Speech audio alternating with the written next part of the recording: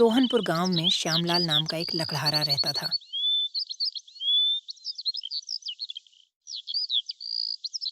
वह अपना घर चलाने के लिए गांव के पास के ही जंगल से रोज लकड़ियां चुनता और उन्हें बेचकर कुछ पैसे कमा लेता था।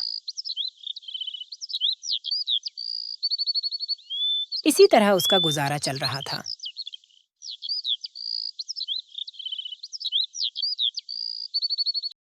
कुछ ही दिनों बाद श्यामलाल की शादी हो गई।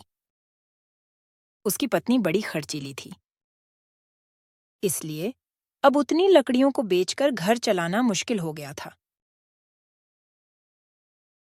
ऊपर से श्यामलाल की पत्नी कभी नए कपड़े खरीदने के लिए तो कभी किसी दूसरी चीजों के लिए श्यामलाल से बार बार पैसे मांगती थी।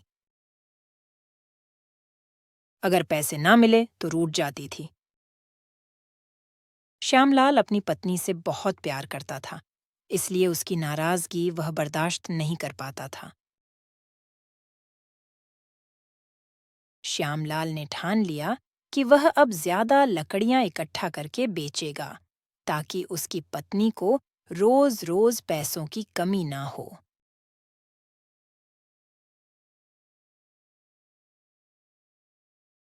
पत्नी की इच्छा पूरी करने के लिए श्यामलाल घने जंगल तक चला गया और बहुत सारी लकड़ियां चुनकर बाजार में बेच दी।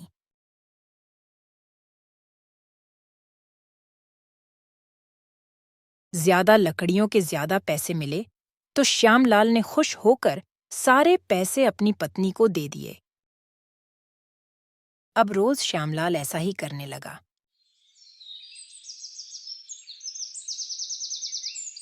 देखते ही देखते उसके मन में लालच इतना बढ़ गया कि उसने धीरे धीरे पेड़ काटना भी शुरू कर दिया।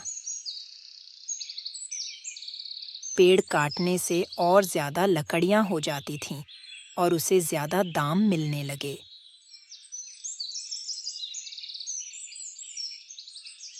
लकड़हारा हर हफ्ते एक पेड़ काटता और लकड़ियां बेचकर मिलने वाले पैसों से अपने पत्नी के शौक पूरे करता।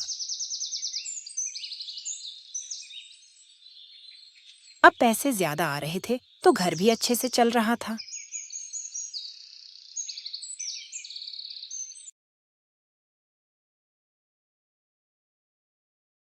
धीरे धीरे श्यामलाल ने पैसों को जुए में लगाना शुरू कर दिया।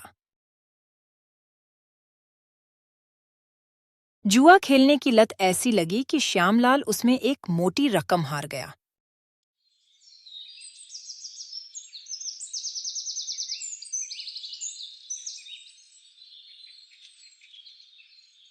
अब इस मोटी रकम को चुकाने के लिए श्यामलाल ने एक दो मोटे मोटे पेड़ काटने का फैसला किया।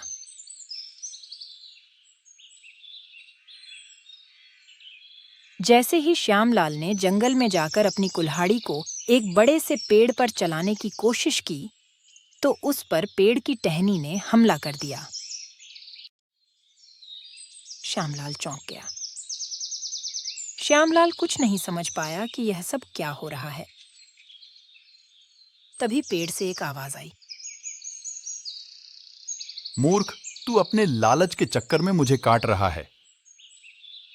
तू सारे पैसे जुए में लुटा देता है और फिर पैसे लौटाने के लिए पेड़ काटने आ जाता है। तुझे पता है कि पेड़ कितने कीमती होते हैं। हमारे अंदर भी जान बसती है और हम तुम इंसानों को जीने के लिए हवा, धूप में छाया और भूख को शांत करने के लिए फल देते हैं, और तू अपने स्वार्थ के लिए हमें ही काट रहा है। आज तू रुक, अब यही कुल्हाड़ी मैं तेरे ऊपर चलाऊंगा। पेड़ की टहनी कुल्हाड़ी से श्यामलाल पर वार करने ही वाली थी कि वह गिड़गिड़ाने लगा। उसने माफी मांगते हुए कहा, मुझसे गलती हुई है, लेकिन मुझे गलती सुधारने का एक मौका दो। अगर आप मुझे मार दोगे तो मेरी पत्नी का क्या होगा? वह अकेली पड़ जाएगी।